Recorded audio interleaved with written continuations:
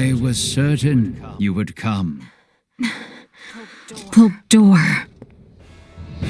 Bultor, you've lost yourself in your twisted dreams of what the Scorpium might offer you.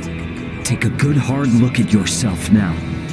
Do you still see one of the humanoids you wanted to save? Humanoid? Of course not. The power the Scorpium possess is divine. In joining them, I am now closer to a god than mortal. Our kind and the Scorpium are but life by different forms. None of us living can claim ourselves gods. And there is no need for any of you to be. My only desire is for you to join us and live your lives in a whole new world, one free of sickness and conflict. As Emperor of Vale, it is my duty to lead my people to peace. And in becoming the Scorpium's god, I can finally fulfill my duty. Your current existence is no different from an android like myself. Constructed by humans, given life through technology, we will never be gods. Listen to yourself. Are the gods of history not but man-made creations? Then surely you would agree that the most godlike among us now is either you or myself. You're a paltry excuse for one. Man cloaks himself in knowledge and power taken from others and mistakes himself an idol. You are just one of many who litter the pages of our history. Yes, correct. And even with all the technological advancements we've seen, your story is quite common. History itself will determine my divine status. Once the whole universe is one with the Scorpium, we shall be omnipotent. We shall become God. Well, it'll be impossible for you to become one, since we're here to make sure that never happens. The universe needs not such a deity. If there is anything divine in this world, it is but the flame of life inside of all of us. Mortal life has always feared the unknown. The fear of the divine is only natural. Yet fear you will not find in us, nor a thought spared for the desecration you speak of. No god saved me. My salvation is owed to the Scorpium, who gave me this form. They are nestled beside my own soul in this mortal shell. Try as you may, you can never replace them. We're not going to get anywhere arguing about this. Are we, Bultor? At last, a sentiment I find agreement with. As mortals, we stand more powerful than the god you claim to be. Princess Leticia, it is precisely that fiery spirit of yours which Scorpium so desperately needs. Join me, my new daughter. Detecting incoming attack.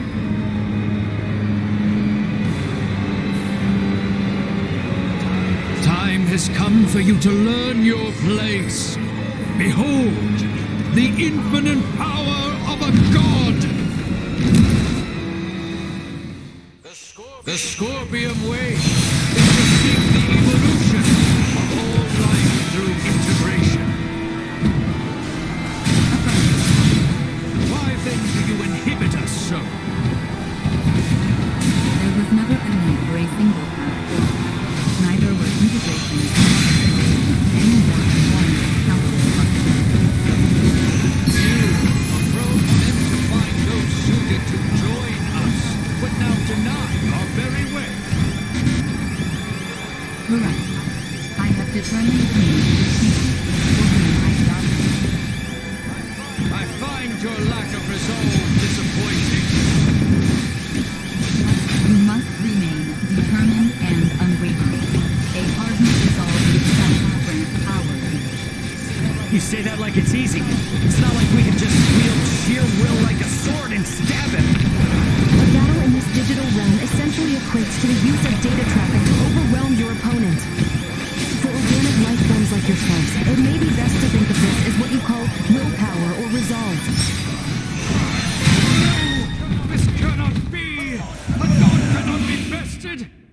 Think yourself stronger than a god!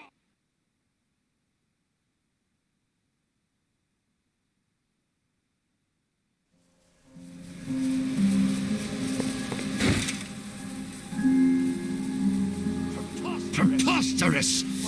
What could you lowly mortals ever hope to do? With my power as a god, I could bring endless bliss to all life in this world, to all life in the universe. With such power, I will not, must not be beat. You are Buldur Ilvale. Man, not God. I am. How could one possibly know happiness in a world without sorrow to temper it? A world forged from single-minded devotion is ultimately the same as one empty of all. No, stop that. Stare not at me with those eyes, mortal. Buldur! I will not be eradicated. I cannot be. I alone am destined to be your new god and leader. Behind me, now. Enough! No more of this! I will not be defeated here! I refuse! What's going on? Buldur's will endures and refuses to be erased. Should he continue to resist in this way, his virtual realm will be obliterated with all in it. Buldur! Cease this at once! The battle is over! Words are useless. I will do what is needed. Please, no! My universe yet needs me!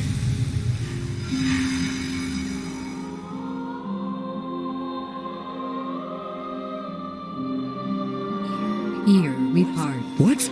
No! I am unable to maintain your consciousness in this space any longer. With what power I have left, I will see you returned safely. But what's gonna happen to you? You possess the potential to both understand the Scorpium and guide them to an enlightened future. Through you, may the seeds of all evolutionary paths for life be sown. I place my faith in you. Understood. Rest assured. Ray, at your side, I found faith in the future coexistence between Scorpium and organic life. I thank you. Duma! No!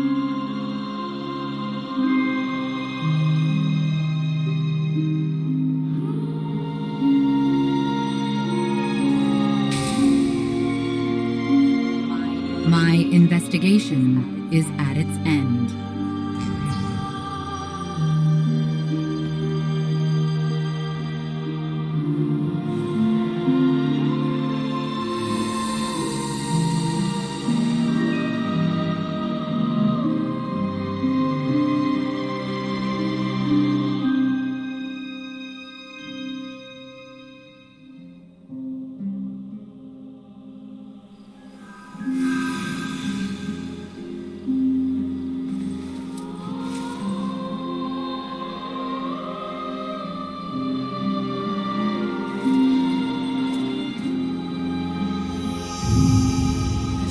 Is it all over now? I'm inclined to believe it only just begins. I would agree. Thank you, Duma.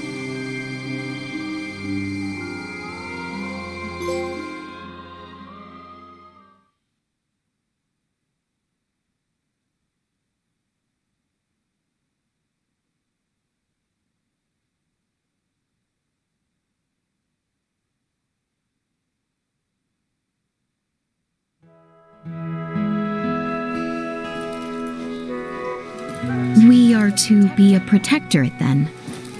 Yes. As I mentioned before, Aster 4's prolonged contact with more advanced civilizations categorized it as a protectorate of the Pangalactic Federation. Are we to be subjected to surveillance by an ambassador? No, nothing quite as direct as that. Aster will remain under observation to prevent any unnecessary interaction with advanced civilizations until it reaches a certain threshold. Pretty imperious, aren't you? Was that not where the Federation's faults originally lie? Guess some things are hard to change.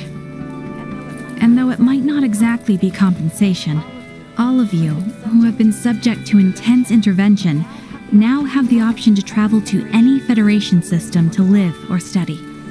Studying on a different planet. I must say, I don't hate the thought. Right? Agreed. But I must refuse. I vowed to attend to tasks on this planet using mine own strength.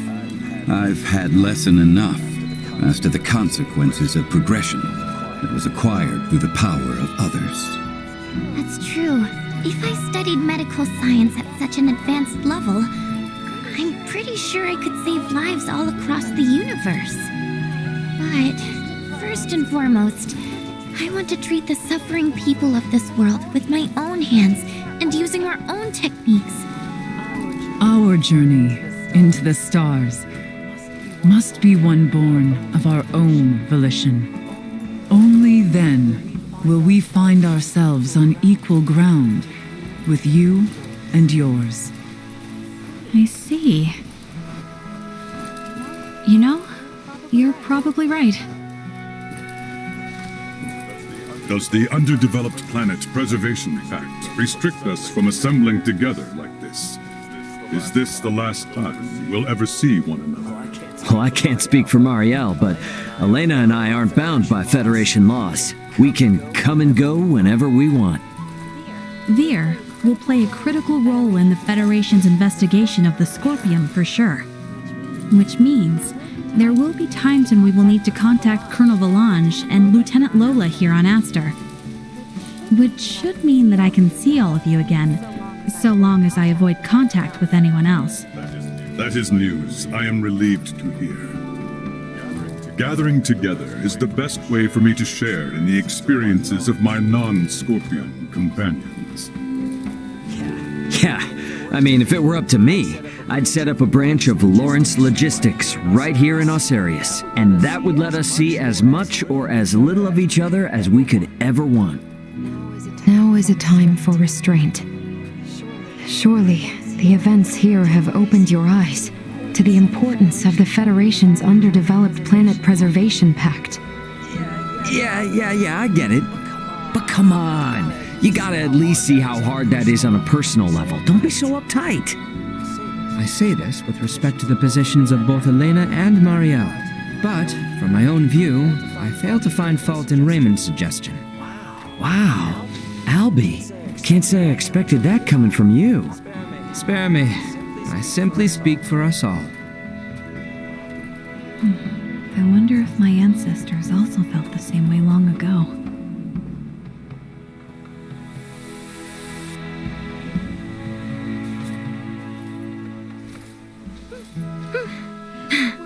Worry not. We have a tendency to be fine, after all. You know, you're a lot more carefree now than you were before. For that, I know who to thank. Oh my, who could that be? Did we have someone irresponsible like that around? Oh yes. At hand, I might say. Oh yeah? Well, we both got jobs to do, right? More than I care for, indeed. If only some god would show up and free us all from the burdens of work life so we could just kick back and have fun. Says the man bound to place his burdens on the shoulders of poor Chloe and Elena. Hey, I've become crazy capable after all this. I'm sure they feel like they can just relax and enjoy the ride. You are free to believe whatever you want. Ray? Okay, let's leave it at that. Ray, this is the Aldous. We're now in geostationary orbit. Copy that. Yep, best get going before this turns into another pick-on Ray fest. It does seem about time. This is Raymond for the Aldous. Commence transfer.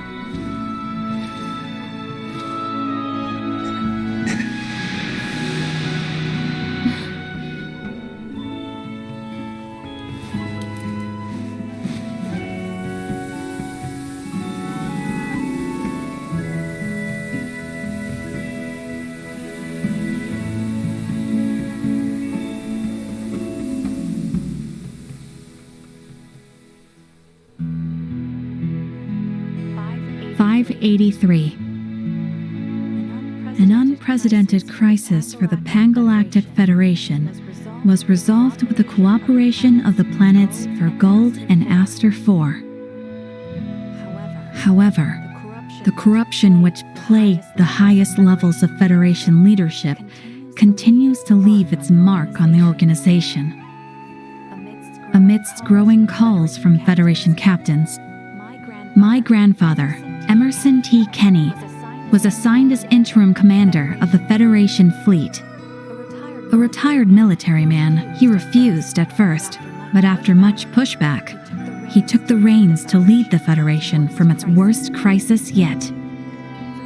Through these troubled events, I've come to question the Federation's purpose in this galaxy, as well as my own function as one of its officers. But I choose to believe that its cause is still just. We must ensure a future of peace. Pangalactic Federation Lieutenant Mariel L. Kenny. The events that unfolded spanned numerous star systems. Though their sovereign was defeated, remnants of the centralist Scorpium and their invasive measures still remained. Those among the Pangalactic Federation who aligned with the Scorpium cause were on the run, but still retained their influence. To combat both these foes, my partner Elena, armed with data saved from Duma's survey, helped us hit the Scorpium network from their own colony. Duma's experiences and noble ideology had a profound impact on the network, and saw the remaining Centralists quickly weakened. And while everything might still be far from wrapped up, it shouldn't be too long now until the Scorpium find themselves on the right track. My hope now is that the Pangalactic Federation might find its way too. Captain of the Lawrence logistics ship the Aldous, Raymond Lawrence.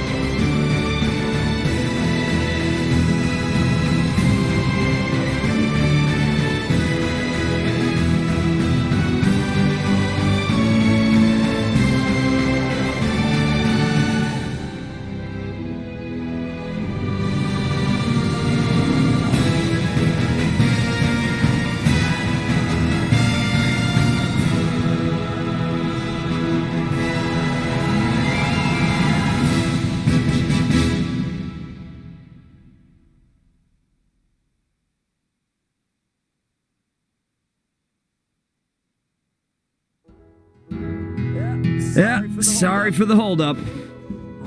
Raymond, you're late and it ain't fashionable.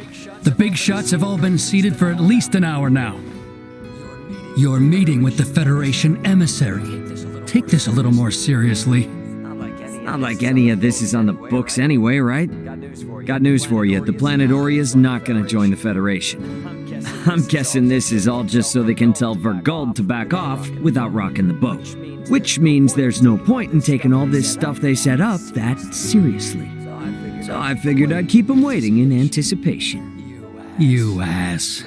You're really using that as an excuse for running late? Yeah, too much, Dad? Be honest.